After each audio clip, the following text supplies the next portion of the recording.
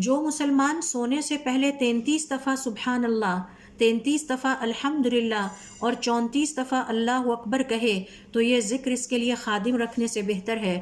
سیدنا علی رضی اللہ تعالیٰ عنہ سے روایت ہے، سیدنا فاطمہ رضی اللہ تعالیٰ عنہ بیمار ہو گئیں۔ انہوں نے شکایت کی اس تھکاوٹ کی جو انہیں چکی پیسنے سے ہوتی تھی، اور رسول اکرم صلی اللہ علیہ وسلم کے پاس قیدی آئے۔ وہ اپنے والد کے پاس گئیں لیکن آپ صلی اللہ علیہ وسلم کو نہ پایا۔ سیدنا عائشہ رضی اللہ تعالیٰ عنہ سے ملی اور ان سے اپنی مشقت اور تھکاوٹ کا حال بیان کیا کہ جب رسول اکرم صلی اللہ علیہ وسلم تشریف لائیں تو انہیں بتائیے گا۔ جب آپ صلی اللہ علیہ وسلم تشریف لائے تو سیدنا عائشہ رضی اللہ تعالیٰ عنہ نے حضرت فاطمہ رضی اللہ تعالیٰ عنہ کے آنے کا ذکر بیان کیا اور ان کی تھکاوٹ اور مشقت کے بارے میں بھی بتایا۔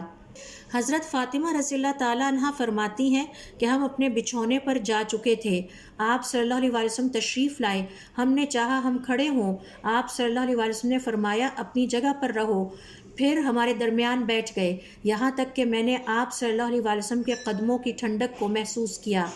آپ صلی اللہ علیہ وسلم نے فرمایا میں تم دونوں کو وہ ذکر نہ بتاؤں جو بہتر ہے ایک خادم سے؟ تم دونوں جب لیٹو تو اللہ اکبر کہو 34 دفعہ، سبحان اللہ 33 دفعہ اور الحمدللہ 33 دفعہ۔